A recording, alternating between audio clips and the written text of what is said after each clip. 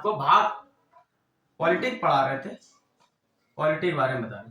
Polity में क्या था, पॉलिटी यानी अपनी राजनीति।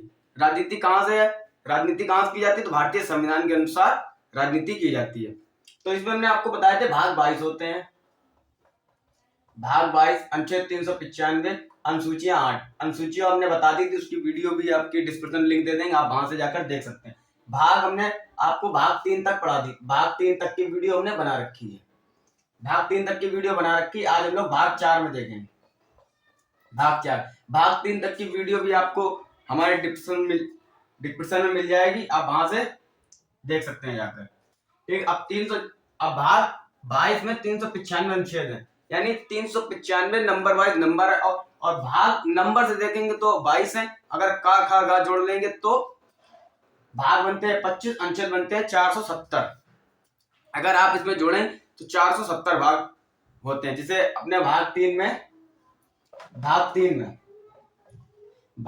में अनुच्छेद 19 में हमारे 7 मौलिक अधिकार दिए गए थे, 7 मौलिक अधिकार दिए गए थे, जिसमें 6 नंबर था संपत्ति का जो मूल अधिकार था उसे हटाकर 300 के काम पहुंचा दिया गया कानूनी अधिकार करके। तो ये जैसे अनुच्छेद 19 में 7 थे, अब 6 बचे, तो 19 के अंदर जो 6 दिए गए हैं अनुच्छेद, तो वो इसमें वहां जुड़ जाएंगे प्लस 6। अब ऐसे ही 300 में 300 का दिया तो वो एक प्लस जुड़ जाएगा, यानी अनुच्छेद 395 रहेंगे। अगर इसका अंदर के जो हम भी अंदर के लेते हैं लेटर वाइज में भी, तो 470 होते हैं, अनुच्छेद 22 होते हैं। ठीक है, अनुच्छेद 22 होते हैं। ऐसे हम लोग 40 का है, इसमें एक 40 का दिया हुआ है। अनुच्छेद 51 में, जैसे अनुच्छेद 51 अभी हम आप लोगों को इसमें बताएंगे भाग 4 में अनुच्छेद 51 में का दिया गया है। और ऐसे ही एक भाग का जो भाग है, भाग में भी दिया है का करके, तो भाई हम आपको भी बताएं। तो आज भाग 4 के बारे में देखते हैं। भाग 4, तो यानी भाग 1 में किसको दिया गया, भाग 1 में हमारा संघ बताया गया है, भाग 2 में नागरिकता है, और नंबर 3 में हमारी है, नंबर 3 में आती है हमारी मूल अधिकार, जो हमारे अधिकार हैं जिसके लिए हम सीधे सुप्रीम कोर्ट तक जा सकते हैं। आपके अधिकार की रक्षा कौन करता है, तो सुप्रीम कोर्ट हमारे मूल अधिकार की रक्षा करता है। सुप्रीम कोर्ट के लिए आप मूल अधिकार के लिए आप डायरेक्ट सुप्रीम कोर्ट जा सकते हैं, लेकिन जो भाग 4 में नीति निर्देशक तत्व है, इसके लिए आप न्यायालय में नहीं जा सकते। मूल अधिकार पर वाद विवाद हो सकते हैं, लेकिन नीति निर्देशक तत्व पर वाद विवाद नहीं हो सकते हैं। ठीक है, अब भाग 4 देखते हैं।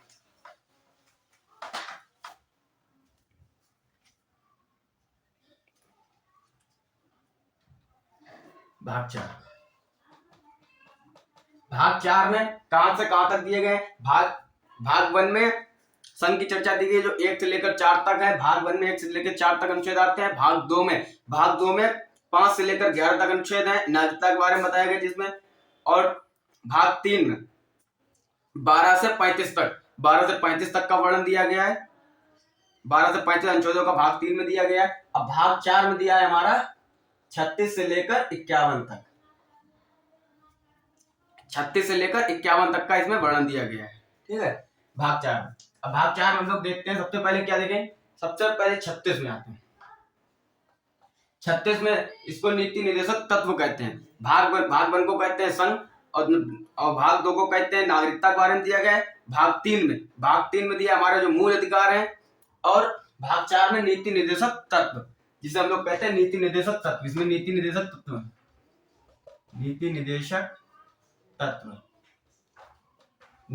तत्व के बारे में दिया गया। तो इसमें नीति निर्देशक तत्व की परिभाषा दी गई है।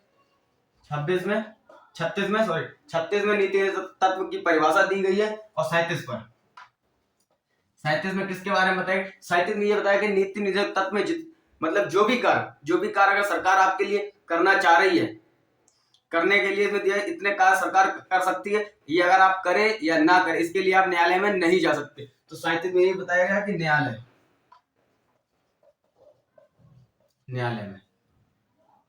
में नहीं जा सकते। और इसमें वाद विवाद भी नहीं होगा। इस वाले नीति निर्देशक तत्व में 36 से 51 तक में जो बातें कही गई हैं, उसके लिए आप वाद विवाद में भी नहीं जा सकते, वाद विवाद में नहीं जा सकते। अब ऐसे पता चले वाद विवाद जब हो ही सकता तो न्यायालय में कहाँ से जाएंगे? जब वाद विवाद होगा नहीं तो चौराहे बैठ कर थोड़ी ना मामला सुलझाएंगे, भैया वाद विवाद करेंगे। तो न्यायालय नहीं सकते, इसमें वाद विवाद में भी हम लोग नहीं जा सकते हैं। 38 में दिया गया है लोक कल्याण। 38 में लोक कल्याण, 38 में लोक कल्याण जैसे सरकार आपके लिए राशन कार्ड पर अनाज की सुविधा दे सकती है। बिजली के बिल हैं वो कम कर सकती है। गैस की हैं जो गैस तो मान लो भी प्राइवेट अगर सरकारी गैस होती तो उस पर भी कुछ छूटें दे सकती थी, कम से कम रेट में आपके लिए मुहैया करा सकती थी। जो भी सुविधाएं इसी में आती है लोक कल्याण में। लोक कल्याण इसमें सरकार आपके लोक कल्याण के लिए कोई भी काम कर सकती है, लेकिन अगर ना भी करे तो आप इसके लिए न्यायालय में नहीं जा सकते। इस पर आप न्यायालय में बिल्कुल नहीं जा सकते, चाहे सरकार आपके लिए वो कार्य करे या ना करे, इसके लिए आप न्यायालय में नहीं जा सकते हैं किसी भी कीमत पर। और 39 में है कि 39 में मेल और फीमेल के लिए मेल और फीमेल की समान वेतन रहेगा। इन दोनों के लिए समान वेतन रहेगा, लेकिन समान वेतन तब रहेगा जब ये सेम रैंक पर हो। अगर किसी बैंक में दोनों, जैसे एक स्टेट बैंक की एक ये ब्रांच है, एक ये स्टेट बैंक की ये ब्रांच है, दोनों मेन ब्रांच है अपनी जगह पर, तो सेम रैंक पर है, दोनों सेम रैंक पर है तो समान वेतन दिया जाएगा। अगर पता चला किसी बैंक में एक मैनेजर है और दूसरे में वो क्लर्क है तो सेम वेतन कहाँ दे देंगे? अगर मेल मैनेजर है और फीमेल क्लर्क है तो मेन वेतन कहाँ दे पाएगी? नहीं देगी सर। यही बात की इसमें 39 चर्चा की गई है कि मेल और फीमेल, स्त्री और पुरुष को समान वेतन दिया जाएगा अगर सेम रैंक पर हैं। अगर नहीं देती है तो आप इसके लिए वाद विवाद नहीं कर सकते हैं। जो मिल रहा है चुपचाप रखिए बस, इससे ज्यादा आप इसमें कुछ भी नहीं कर सकते।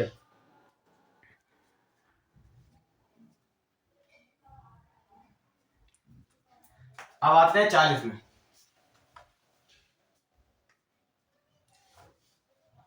40 में पंचायत। 40 में पंचायत। सरकार आपके लिए अगर चाहे तो किसी भी गांव में या कहीं भी गांव में अगर सरकार चाहे आपके लिए पंचायत इकट्ठी करा सकती है। कोई भी जैसे क्रिटिकल केस हुआ, पहले क्या था, क्रिटिकल केस होते हैं, पहले क्या था, पहले इतना पुलिस, जब हम लोग का देश आजाद हुआ था हम लोग स्थिति में बहुत ही नीचे थे, अब तो काफी मतलब बहुत अच्छी स्थिति पर है। पहले देश हमारा उस स्थिति में नहीं था, उस स्थिति में अब तो काफी ठीक है। उस समय क्या था कि जैसे अब तो मान लो कोई वाद विवाद हुआ सीधे पुलिस आ जाती है, पहले ये नहीं था। तो आपके लिए पंचायत, इसके लिए पंचायत में एक बनाया गया था कि सरकार आपके लिए पंचायत का गठन करवा सकती है गाँव में, कि पंचायत होगी, जो भी काम है अपना, अगर छोटा मोटा कोई भी केस है तो उसके लिए पुलिस नहीं है तो पंचायत में रहकर भी वो कार्य सुलझाया जा सकता है। अगर सरकार आपके लिए पंचायत बनाए तो ठीक, ना बनाए तो ठीक, तो चुपचाप बनाए तो ठीक है, ना बनाए चुपचाप बैठ जाइए, कम्बल ओढ़ के सो जाइए। आप न्यायालय में इसमें वाद विवाद नहीं कर सकते।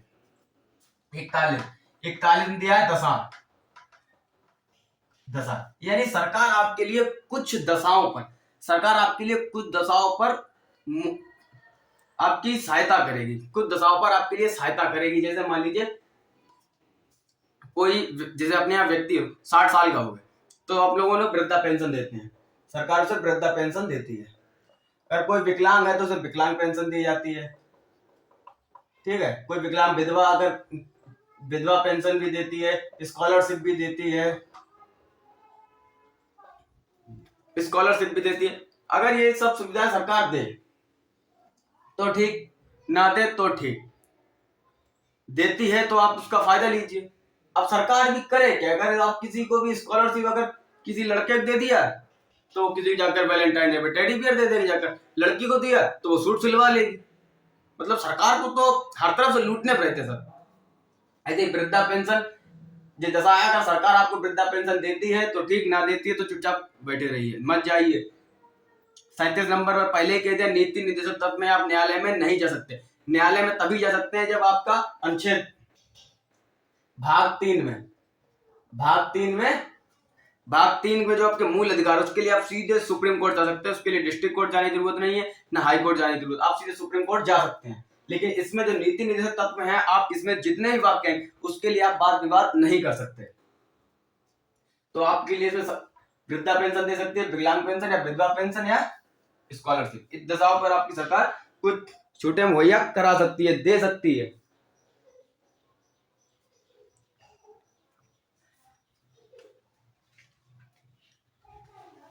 अब आते हैं 39 नंबर पर, मनोचित दशा। 39 हो गया, 40 है।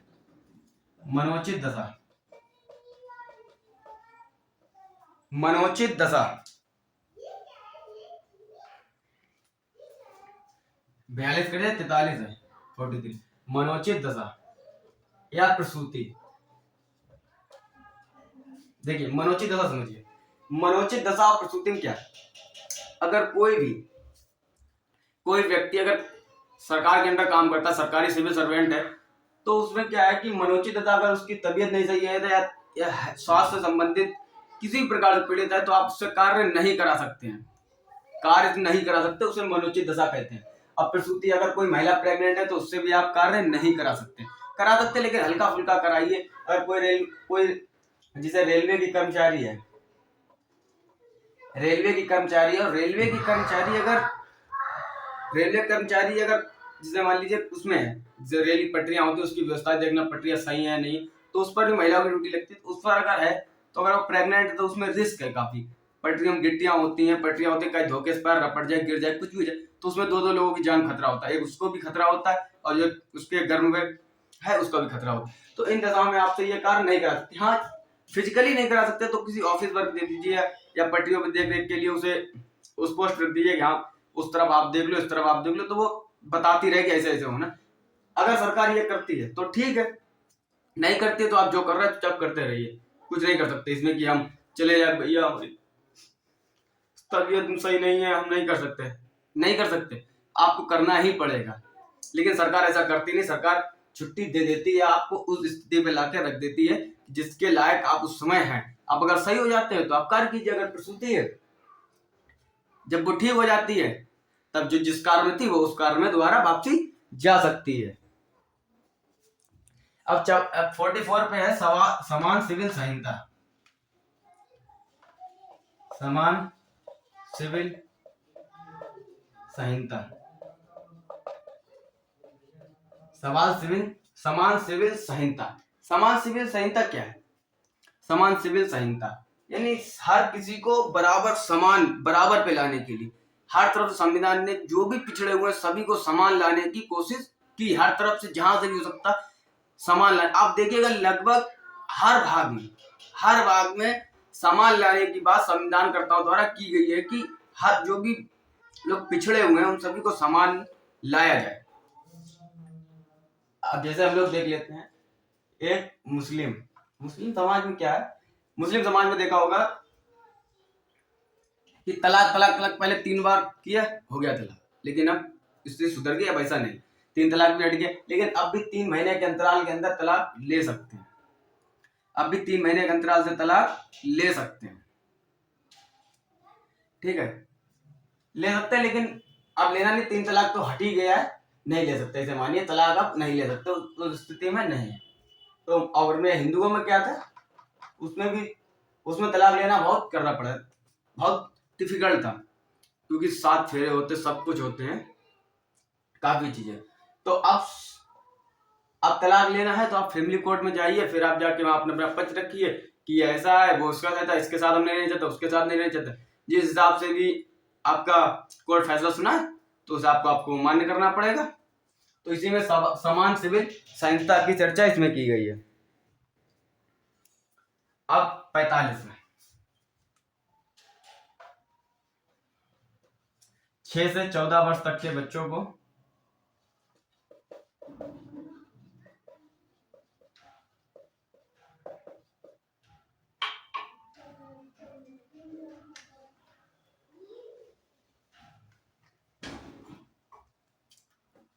शिक्षा और स्वास्थ्य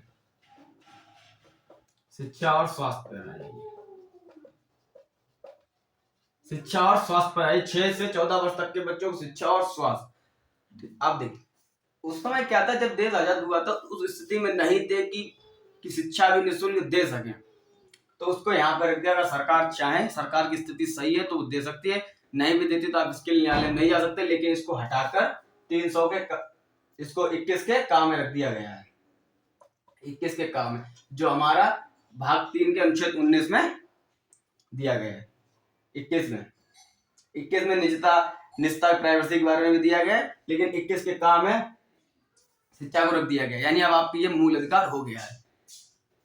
और 6 वर्ष तक के, जो 6 वर्ष तक कम उम्र बच्चे हैं, उनके स्वास्थ्य का ध्यान रखना रखती है तो ठीक, ना रखे तो ठीक, लेकिन सरकार ध्यान रखती है। जैसे पोलियो पिलाया जाता है, पहले बहुत से हुए थे कि पोलियो ना पिलाओ कि बच्चे उठ नहीं पाएंगे, एक टांग से विकलांग हो जाता, काफी अफवाह भाई, लेकिन ऐसा नहीं है। पोलियो बहुत सुविधाजनक चीज थी। पोलियो के लगवाती है, बीसीजी इंजेक्शन लगवाती है, खसरा, सारी दवाइयां मुफ्त मुहैया कराती है। तो सरकार ये कराती है। अगर नहीं कराती तो आप इसके लिए न्यायालय में नहीं जा सकते,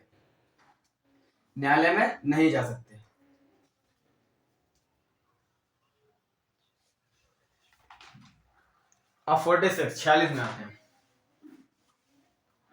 46 में SC/ST का विशेष ध्यान रखना।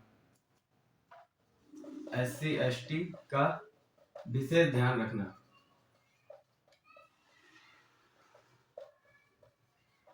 देखिए SC/ST का भी इसमें भी वर्णन दिया गया। संविधानकर्ताओं ने SC/ST के जो बिछड़े हुए थे उन्हें भी सामान लाने के लिए कहीं ना कहीं हर बात रखी। अगर सरकार इसमें SC/ST का अनुच्छेद 46 भाग 4 के अनुच्छेद 46 से SC/ST का विशेष ध्यान रखती है तो ठीक है, नहीं रखती तो आप चुपचाप फिर वही सो जाइए, कुछ नहीं कर सकते।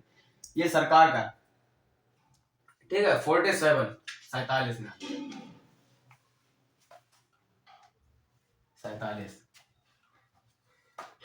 47 में क्या दिया गया? 47 में दिया गया पोषाहार या पोषायुक्त, जिसे हम लोग पोषाहार या पोषायुक्त भी कह सकते हैं, पोषाहार या पोषायुक्त। अब देखिए पोषाहार और पोषायुक्त क्या है? पोषाहार देखिए पोषाहार लगभग फूड सेफ्टी डिपार्टमेंट में आता है। जो फूड सेफ्टी होती है, जिसे किसी दुकान पर मिठाइयां बन रही है तो उसमें खोया मिला है कि मैदा मिला दी कि अगर सही है, स्वास्थ्य के लायक है, उसकी नहीं है। और जो बहुत लोग करते नहीं है, खोया में शकलकंद होता है, उसको पीस के कुछ करके मिलावट करके भेज देते हैं, तो उसकी कीमत डाउन जाती है। ये कौन? फूड सेफ्टी डिपार्टमेंट इसे देखती है। इसकी चर्चा पोषाहार में की गई। फूड सेफ्टी, अब जैसे देखते कोई पैकिंग वाली चीज लाते हैं हम लोग, कोई भी पैकिंग की चीज लेंगे खाने पीने की, तो उसमें एक ऐसा कोड होता है FSSAI और उसके नीचे कुछ नंबर दिए होते हैं। एक स्कैनर होता है, उसके नीचे कुछ नंबर दिए होते हैं, जैसे मान लीजिए 1 2 3 4 5 6 7 कुछ नंबर दिए थे। तो जैसे इस पैकेट में FSSAI द्वारा, फूड सेफ्टी द्वारा इस पे आपको लाइसेंस मिलता है कि आप ये बना सकते हैं। अगर इस पैकेट के अंदर निकली हुई कोई चीज भी पोषायुक्त नहीं है, उसमें कुछ मिलावट है, जो भी है, तो उसमें नंबर स्कैन करके मालिक का पता चल जाता है। फिर वहां पर जाकर आप इस पर, जो फूड सेफ्टी काम है, फिर वो जो भी चाहे उसके ऊपर मुकदमा लगा सकती है कि ऐसा किया वैसा किया। अभी मैगी के ऊपर भी लगाता, तो इसमें होता है। तो पोषाहार मतलब सरकार काम है कि पोषाहार की व्यवस्था, अगर ये नहीं करती है तो इसमें आप कुछ नहीं कर सकते, लेकिन सरकार करती है। देखते हैं फूड सेफ्टी में आए दिन छापेमारी भी होती है, तो इसमें इसी की चर्चा दी गई है।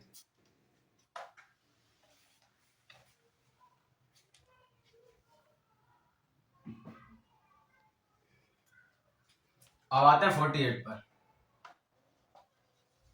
48 में दिया गया है कृषि एवं पशुपालन। कृषि पालन कह रहे हैं, कृषि एवं पशुपालन। देखिए कृषि एवं पशुपालन, इसमें कृषि और पशुपालन के लिए विशेष छूट दी जाने की बात कही है। कृषि, कोई किसान है, जैसे कोई खाद लेने जाता है या बीज लेने जाता है, तो उसके लिए उसके क्रेडिट कार्ड पर छूट सस्ता मिलता है। अगर हमारे पास किसान का क्रेडिट कार्ड नहीं है तो हमें बीज के दाम या यूरिया लेने जाए, खाद लेने जाए, तो हमें वो चीज महंगी मिलेगी।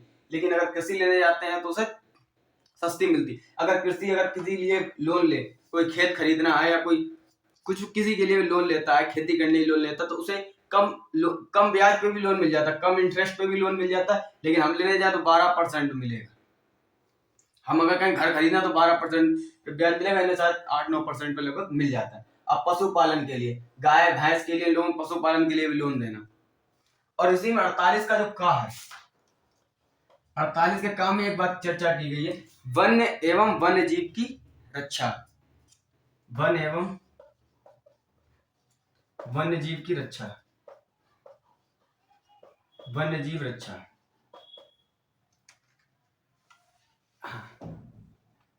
वन एवं वन्य जीव की इसमें रक्षा दी गई है। वन एवं वन्य जीव पे रक्षा मतलब वन जंगल, जंगलों को आपको बचाना है। अगर जंगल बचाएंगे तो वन्य जीव अपने आप बचते रहेंगे, जंगल नहीं बचाएंगे तो वन्य जीव वैसे भी खत्म हो जाएंगे। तो इसमें आपको वन और वन्य जीव की रक्षा के बारे में बताया गया। इसमें 48 के काम में एक चीज और बताई गई है, देख लीजिए, जो दुधारू जानवर है, दुधारू जानवर की हत्या पर रोक, दुधारू जानवर हत्या पर रोक, जैसे गाय भैंस बकरी दुधारू जानवर, तो इन पर रोक लगाई गई कि इनकी हत्या पर रोक है। दुधारू जानवर पे हत्या पर रोक लगाई गई है। गाय भैंस बकरी पर इन पर हत्या पर रोक लगाई। सरकार चाहे लगा सकती है, ना लगाए तो आप इसमें कुछ नहीं कर सकते, लेकिन सरकार लगाती है। गाय काटना इस समय हमारे यूपी में रासुका लगने के बराबर है, रासुका लगने के बराबर। और वन की रक्षा करना, वन जीव की। अब बताइए, शेर को मारना ये 48 में आएगा, 48 काम में आएगा, तो ये 48 के काम में आएगा। इसमें इसकी रक्षा करने का दिया गया। गाय भैंस बकरी की इसमें रक्षा करने की बात नहीं कही गई, इसमें की गई है दुधारू की। ठीक है, अब 48 हो गया, अब आते हैं 49 पर।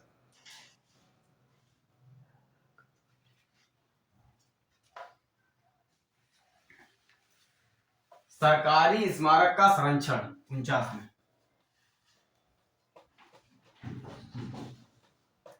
सरकारी स्मारक का संरक्षण, सरकारी स्मारक का संरक्षण इसमें दिया गया। जो भी सरकारी बिल्डिंग है, भवन है, उन सभी स्मारकों का संरक्षण करने की जिम्मेदारी किसकी है? तुम्हारे है केंद्र सरकार।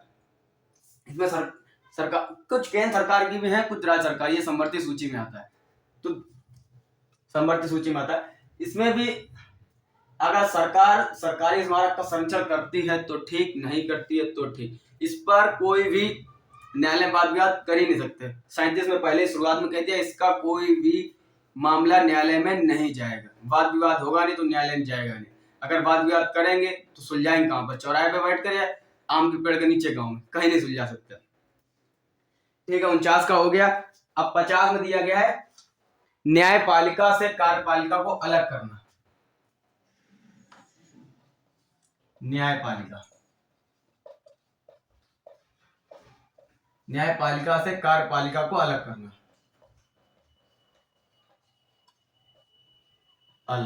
अलग रखना।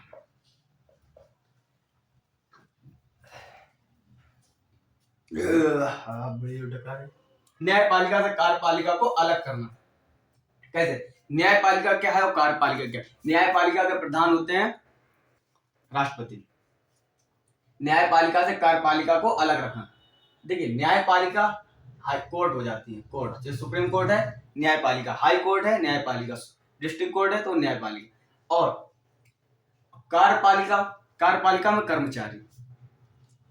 अब जैसे ये लोग हमारे जो डीएमएसपी हुए वो कौन है? कर्मचारी। न्यायपालिका सुप्रीम कोर्ट जज हैं वो कार्यपालिका मत। तो इन दोनों को अलग करने की बात की गई है। 51 में आता है लास्ट, 51 में और लास्ट में, इस अनुच्छेद का भाग लास्ट 51। ठीक है, 51 किया गया अंतरराष्ट्रीय मुद्दों पर समझौता, अंतरराष्ट्रीय शांति कह सकते हैं हम लोग, अंतरराष्ट्रीय मुद्दों पर समझौता या शांति। अंतरराष्ट्रीय समझौता या शांति, कुछ भी कह सकते हैं जैसे समझौता या शांति। मतलब कोई भी अंतरराष्ट्रीय कार्य है तो उसके लिए आप शांति पूर्वक ही उस कार्य को निपटा लें। अगर कोई शांति से नहीं मानता है तो फिर हमारी सेना तो है, नहीं मानता तो हमारी सेना तो है। जैसे अगर इस पर इस पर सरकार काम करती है तो ठीक, ना करे तो ठीक। इसके लिए आप न्यायपालिका में नहीं जा सकते। मतलब हिंदी में समझिए सही से 36 से 51 के बीच में हमने आपको जितनी बातें बताई, इन मुद्दों पर आप न्यायालय में नहीं जा सकते। और भाग 3 जो हमारा भाग 3 है, जो मूल अधिकार है, उसके लिए आप सुप्रीम कोर्ट डायरेक्ट जा सकते हैं। हाई कोर्ट भी नहीं, डिस्ट्रिक्ट कोर्ट नहीं, सीधे सुप्रीम कोर्ट जा सकते हैं। कोई रोकने वाला नहीं, कोई अगर इसके लिए आप अगर जाएंगे तो भगा देगा, क्योंकि बेटा आप कहेंगे नहीं हम जाएंगे, कहेंगे बेटा ये भी पढ़ाते जरा, ये तुमने पढ़ लिया कि न्याय सरकारी स्मारक का संरक्षण करो सरकार, तुमने ये पढ़ लिया कि भैया 49 में कहा है, भाग 4 के 49 में कहा है, संविधान कह के गए, लिख के गए कि उन सरकारी स्मारक का संरक्षण करना है, तो वो यही कहेंगे जरा जाके 49 का पढ़ लिया, 37 वाला भी पढ़ लेते, 37 के भी पढ़ लेते। उसमें कहा कि इसमें कोई भी न्यायालय में वाद विवाद नहीं आएगा, सरकार करे तो ठीक, ना करे तो ठीक, आप इसके लिए कुछ भी नहीं कर सकते। आप इसके लिए कुछ को 52 से लेकर 61 तक राष्ट्रपति की चर्चा की गई। तो हम लोग सबसे पहले राष्ट्रपति देख लेते हैं। तो राष्ट्रपति की 52 से लेकर 61 तक में चर्चा की गई है। राष्ट्रपति की 52 से लेकर 61 तक में चर्चा की गई है।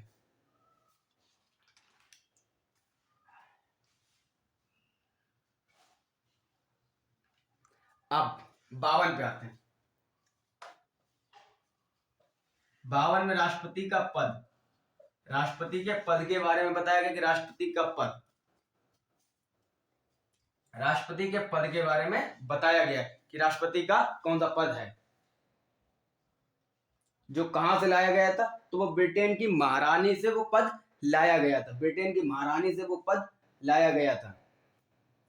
ब्रिटेन की महारानी से ये पद लाया गया था। जैसे ब्रिटेन की महारानी सिर्फ बोलेंगे करेंगे कुछ नहीं, ऐसे हमारे यहाँ के राष्ट्रपति हैं, उनके कोई पावर नहीं होती राष्ट्रपति पर, राष्ट्रपति को कोई पावर नहीं, पावर तो होती है लेकिन देश के मामले में ज्यादा पावर नहीं होती। 53 कार्यपालिका,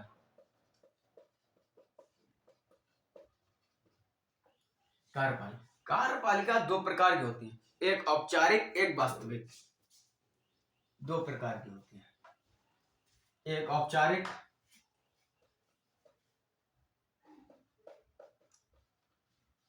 और एक वास्तविक।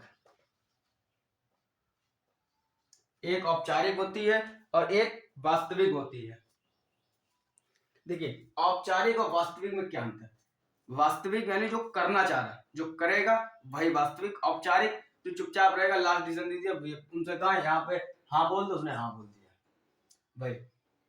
कार्यपालिका का मेन प्रधान जो होता है पीएम होते हैं, पीएमओ करता है, यानी प्राइम मिनिस्टर ऑफिस। औपचारिक में राष्ट्रपति। अब जैसे किसी भी मान लीजिए किसी भी देश में, जैसे अपने सऊदी अरब का ले लीजिए, सऊदी अरब से पता चला कि सीधे कोई पाइपलाइन डाल के बुलेट ट्रेन लाएंगे इंडिया तक, बुलेट ट्रेन अपनी जमीन के अंदर लाकर इंडिया से जोड़ेंगे। अभी साथ कुछ बात चल भी रही थी, हमने एक सोशल मीडिया वीडियो देखा था, उसमें दिखाया था कि बंबई से लेकर सऊदी अरब तक एक ट्रेन बिछेगी जो अंदर से जाएगी अंडरग्राउंड। लेकिन ये बात सच है कि नहीं ये मानना मत। जैसे एग्जाम्पल तौर बता दे, जैसे ये सऊदी अरब है और ये इंडिया है, अगर यहाँ से यहाँ तक की अगर कोई लाइन बिछ रही तो उसमें सरकार से अनुमति लेनी पड़ेगी इसकी। तो लेकिन इसके लिए सारी बातचीत जो क्या डिसीजन होंगे सब कौन लेगा, तो प्राइम मिनिस्टर लेंगे। इसके सारे डिसीजन कौन लेंगे, प्राइम मिनिस्टर लेंगे। पहले प्रधानमंत्री के साइन होंगे, मोदी जी के हमारे, उसके बाद ये क्लियर हो गया कि हाँ ये क्लियर हो गई कि हाँ हमारी ये ट्रेन बिछेगी तो प्राइम मिनिस्टर साइन करेंगे। उसके बाद कौन करेंगे, इस समय हमारे देश की राष्ट्रपति द्रौपदी मुर्मू, तो वो साइन करेंगे। बस वो साइन करेंगे, कह नहीं सकते ये क्यों कैसे करना है ऐसा है। अगर राष्ट्रपति पीएम की बात नहीं मानेंगे तो उन्हें उन पर महाभियोग लगा दिया जाता है। महाभियोग भी लास्ट में आएगा, वही बताएंगे, अलग मैटर है। तो उन्हें राष्ट्रपति घटा दिया है। तो औपचारिक काम है, जैसे यही मान लीजिए कि हमें किसी भी व्यक्ति को मारना है, थप्पड़ मारना है तो हम कैसे मारेंगे, जाकर हम मार लेंगे और फिर हम कहेंगे, राष्ट्रपति कहेगा चलो हाँ मारा, साइन कर दो, ठीक। मारने के लिए हाँ मारा किसने, हमने, राष्ट्रपति ने हाँ कहा, बस मतलब पूरा काम हम करा है, राष्ट्रपति ने बाद में कह दिया चलो कोई बात नहीं, ये होता है। अब 54 पे आते हैं।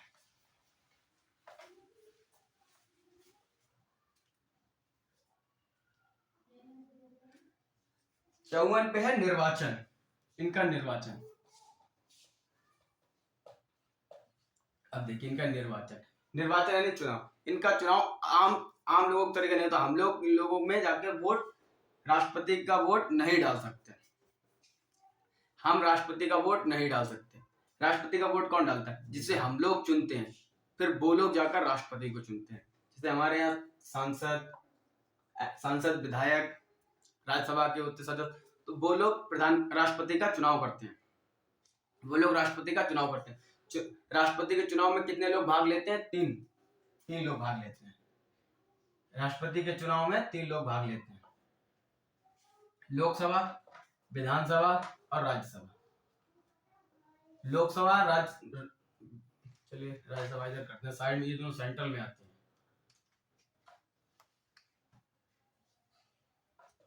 लोकसभा, राज्यसभा और विधानसभा। लोकसभा, राज्यसभा, विधानसभा, ये तीनों राष्ट्रपति के चुनाव में भाग लेते हैं। आप ये कहेंगे विधान परिषद भी है, विधान परिषद भाग नहीं लेती। विधान परिषद 6 राज्यों में है। अगर जनता की बात राष्ट्रपति तक पहुंचानी है तो इन लोगों के साथ अन्याय हो जाएगा। तो 6 राज्यों में जो विधान परिषद है, अगर वो लोग भी जाकर डालेंगे और जो अन्य राज्यों में नहीं है तो वो लोग कहाँ जाएंगे? लोगों की देखना, तो वो लोग वोट नहीं डालते, विधान परिषद के वोट नहीं डालते। लोकसभा, राज्यसभा, विधानसभा हर राज्यों में है, राज्यसभा तो सेंट्रल की है, ये भी सेंट्रल की है, तो पूरे देश में। ठीक है, ये कहाँ है? दिल्ली में। राज्यसभा दिल्ली में है, राज्यसभा भी दिल्ली में है, और विधान परिषद हर स्टेट में है। विधानसभा हर स्टेट में है। विधानसभा हर स्टेट में है।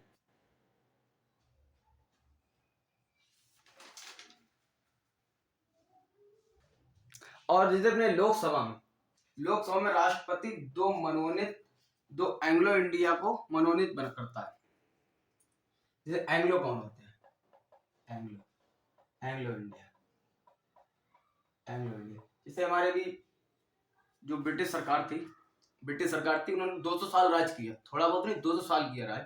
तो 200 साल राज किया, तो उन्होंने जो अपने भारतीय महिलाएं थी उनके साथ शादी की, या जो भारतीय पुरुष थे उन्होंने विदेशी महिला से शादी की। तो उनसे जो लड़का हुआ या लड़की जो भी हुई, जो भी व्यक्ति हुआ, तो वो कौन कहलाएगा? Anglo India.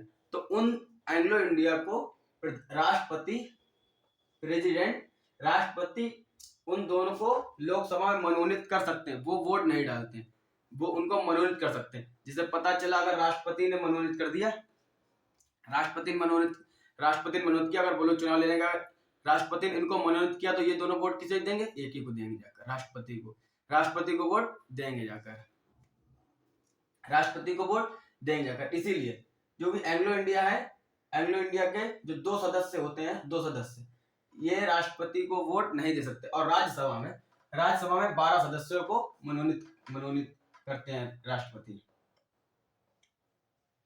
12 सदस्यों जैसे बहुत जो अच्छे खासे लोग होते, जैसे अपने सचिन तेंदुलकर हुए, विराट कोहली हुए, और मान लो कोई बढ़िया सेलिब्रिटी है, अमिताभ बच्चन है, तो अगर कोई अच्छा कार्य है तो उसे बिना चुनाव लड़े राज्यसभा में मनोनीत कर सकते हैं। अगर इनको मनोनीत करते हैं, राष्ट्रपति इनको मनोनीत करते हैं, तो अपने वोट, तो राष्ट्रपति के चुनाव में ये वोट नहीं डाल सकते, क्योंकि 12 तो 14 वोट तो एक तरफ से हो जाएंगे इन्हीं के, तो बाकी क्या करें?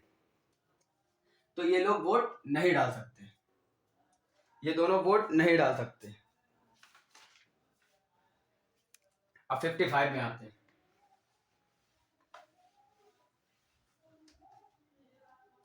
इनका कोटा होता है, कोटा यानी कट ऑफ। जैसे हमारे एग्जाम होते हैं, पता चली कट ऑफ कितनी इस बार आई, यूपीएससी कट ऑफ जैसे मान लिया 58 आई है, एसएससी कट ऑफ आई है 60 आई है, जो भी आई है कट ऑफ होती है इनकी। अगर 1/6 मत इन्हें नहीं प्राप्त हुआ तो चुनाव दोबारा किया जाएगा। 1/6 वोट मिलना बहुत जरूरी, वरना ये राष्ट्रपति नहीं बन पाएंगे। जो भी पढ़ते हैं इसमें 1/6 भाग में इनकी तरफ मत होना बहुत जरूरी है।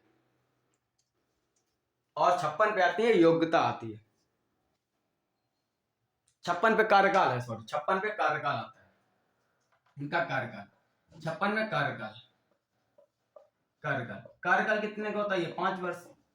इसे तो समझाने की जरूरत ही नहीं है, क्योंकि कार्यकाल सभी पता 5 वर्ष। इसमें क्या होता है? यदि बताएं 365 का गुणा 5 में करते हो, तो कितने दिनों के लिए रहते हैं, 5 वर्ष के लिए इनकी योग्यता होती है, 5 वर्ष के लिए।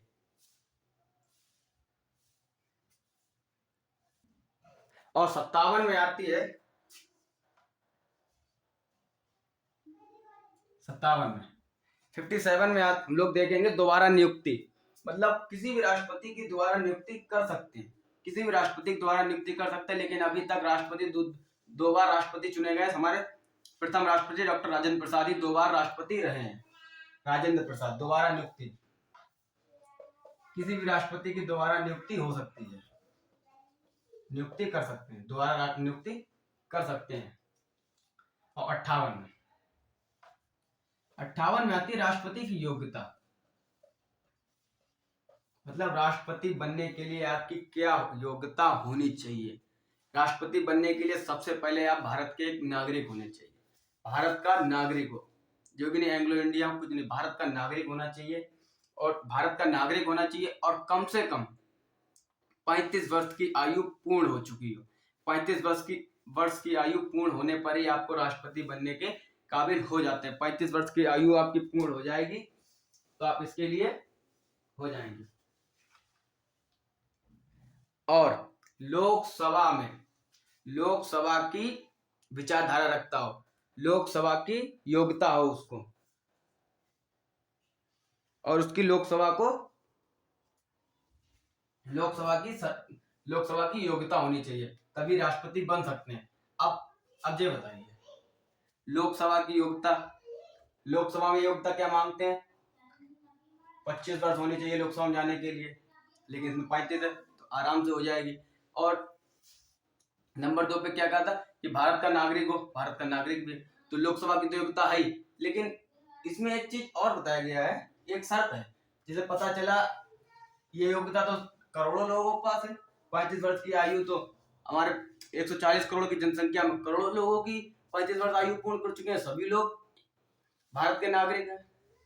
तो इसको कम करने के लिए क्या किया गया है, जिसे पता चला जो भी रिक्शा चला रहा है अब हम ऊब गए, अब हम राष्ट्रपति बने, या कोई पता चला इलेक्ट्रीशियन है, लाइट का काम करता है, तो बता रहे हम तार कौन जोड़ेगा, राष्ट्रपति बन जाए, सभी चुनाव खड़े हो जाएं।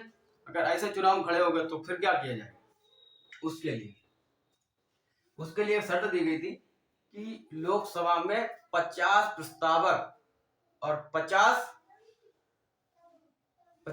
आवेदक, 50 प्रस्तावक और 50 आवेदक का होना बहुत जरूरी है, जिसे हम लोग कह सकते हैं अनुमोदक है। 50 प्रस्तावक या 50 अनुमोदक दोनों, यानी 50-50 दोनों। अब देखिए अनुवादक और प्रस्तावक कहां से आएंगे।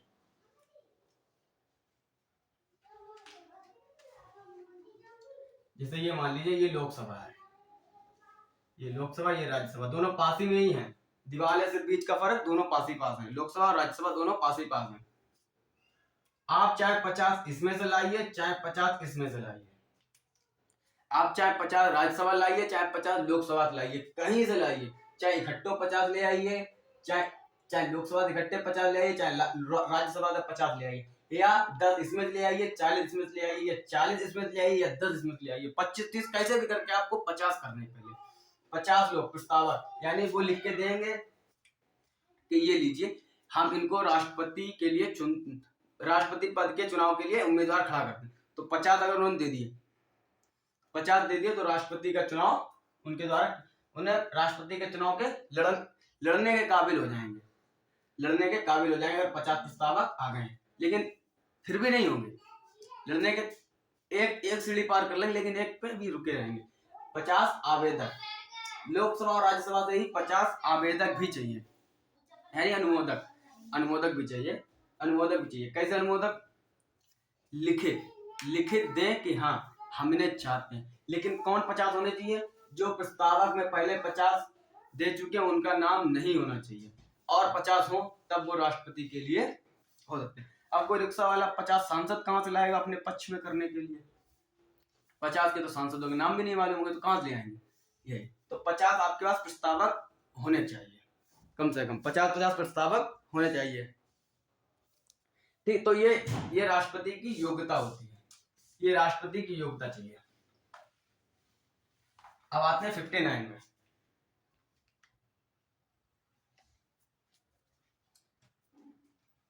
तो कुछ दशाएं इनकी यानी शर्तें होती हैं, शर्तें जिसे हम लोग कंडीशन कह सकते हैं।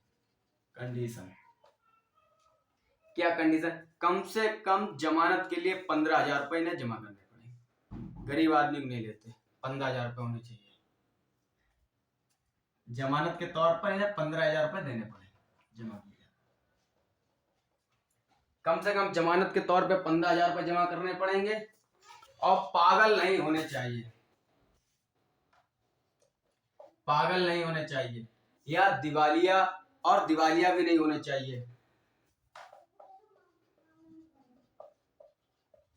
और दिवालिया भी नहीं होने चाहिए, और दिवालिया भी नहीं होने चाहिए। क्योंकि अगर दिवालिया हो जाएं तो पता चला, दिवालिया मतलब समझ रहे? पहले आपको दिवालिया बताएं। दिवालिया कौन होता है? जिसने अपनी हैसियत से ज्यादा कर्जा ले लिया। अब हमारे ऊपर 100 रुपए का है, सिर्फ हमारी दम इतनी है कि हम 100 रुपए तक का ही कर्जा भर सकते हैं। अब हम 500 करोड़ में किसी बैंक से ले लिया, भैया 500 करोड़ चाहिए, बैंक ने धोखे से फर्जी कागज लगा, कैसे भी लगाकर हमें मिल गया, लोन मिल गया। अगर हम दिवालिया हैं, नीरव मोदी कौन थे? दिवालिया थे, विजय माल्या दिवालिया थे, तो भाग नहीं दे पाए। अगर इसको बना दिया गया राष्ट्रपति के लिए, तो ये सबसे पहले क्या करेगा? देश को लूटेगा, इधर से लेगा, पहले कर्जा भर देगा अपना। तो ऐसे व्यक्ति को राष्ट्रपति की शर्त ये पूरी नहीं कर सकता, तो ये राष्ट्रपति के चुनाव लड़ने के काबिल नहीं होता है।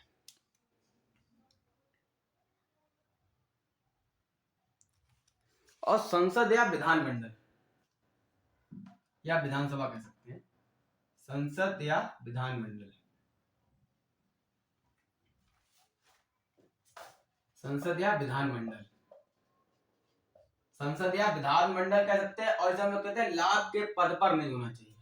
दो चीजें पहले लिखे फिर बता रहे हैं। लाभ के पद पर नहीं होना चाहिए,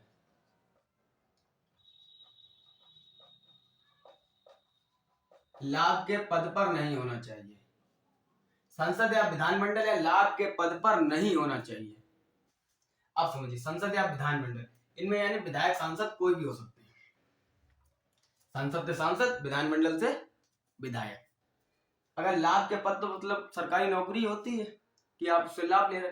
अगर आपको राष्ट्रपति का चुनाव लड़ना है तो आपकी कंडीशन तो आपको बताएं, प्रस्तावक इधर उधर से लाने पड़ेंगे, वो तो लाएंगे, लेकिन आप मतलब पता चला वो भी आप प्रस्तावक ले आ रहे हैं अपनी तरफ, तो आप इनमें से भी नहीं होने चाहिए। जैसे मानिए लाभ के पद पर सरकारी नौकरी, तो पहले आप सरकारी नौकरी से इस्तीफा दीजिए, उसके बाद राष्ट्रपति चुनाव लड़ने के काबिल बनेंगे। अगर सांसद विधायक है, सांसद विधायक या राज्यपाल हुए, तो वो लोग क्या है, सांसद विधायक या राज्यपाल जो भी है वो जाएंगे, वो अपना चुनाव लड़ लेंगे, रिजल्ट डिक्लेयर हो जाएगा, हाँ अब राष्ट्रपति बनने के पूरे चांस है कि राष्ट्रपति अब बन ही जाएंगे। चुनाव भी आ गया, वोटिंग भी हो गई, गिनती भी हो गई, इनके नाम की चर्चा भी कर दी गई, हाँ ये राष्ट्रपति क्लियर हो गए हैं।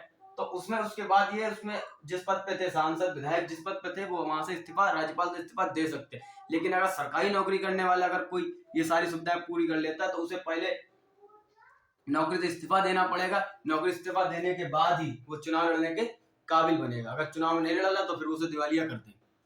इन लोगों के लिए तो कितनी सुविधा इन लोगों के लिए, क्योंकि ये लाभ के पद पर नहीं है सांसद विधायक, ये लाभ के पद नहीं है, जनता की सेवा के लिए है। आजकल तो हम जानते हैं कितनी सेवा होती है, ठीक है, लाभ के पद पर नहीं होना चाहिए। अब आते हैं 60 पर।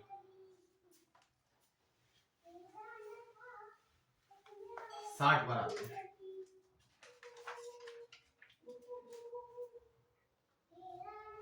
60 पर देखिए, 60 में किस विषय के बारे में बताया?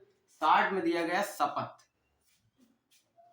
शपथ 60 में दिया गया है शपथ। शपथ कौन दिलाएगा? शपथ दिलाने का अधिकार है सुप्रीम कोर्ट के मुख्य न्यायाधीश यानी चीफ जस्टिस, उनका काम है राष्ट्रपति को शपथ दिलाना। ये सब लड़ने के बाद, रिजल्ट क्लियर होने के बाद जो राष्ट्रपति बनेंगे तो उनको शपथ कौन दिलाएगा? तो सुप्रीम कोर्ट के मुख्य चीफ जस्टिस उसे दिलाएंगे, ठीक है, चीफ जस्टिस उसे शपथ दिलाएंगे। पता चला मुख्य न्यायाधीश एक ही होता है, करीब 35 होते हैं टोटल, तो 35 होते हैं। तो चीफ जस्टिस उसे, ये 35 हमने एक राउंड फिगर ले लिया, एक दो ऊपर नीचे भी हो सकते हैं।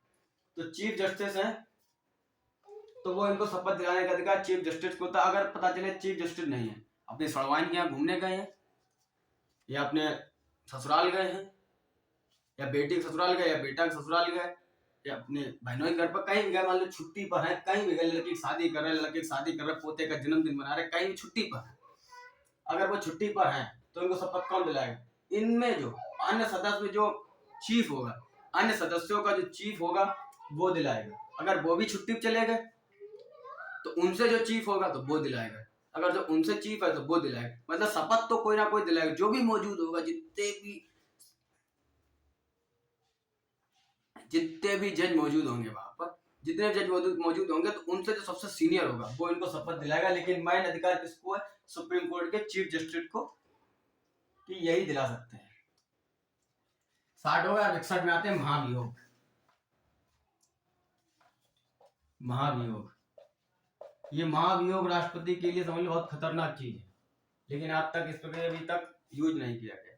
महाभियोग, अगर किसी राष्ट्रपति का दूसरे देश के साथ समझौता हो जाता है, या वहां पर उस तरफ आकर्षण हो जाता है, अगर पता चला चाइना से हो गया आकर्षण, अरे चाइना भैया जो कह रहे वो है, चाइना का समझौते करने लगे, काफी बातचीत बढ़ा ली, तो उन पर महाभियोग लगाकर इन्हें उस पद से हटा दिया जाएगा तुरंत। अगर महाभियोग लग गया राष्ट्रपति पर तो उसे कुछ भी नहीं, सैन्य बल आएगा, उठाएगा, निकाल देगा, राष्ट्रपति तुम खत्म।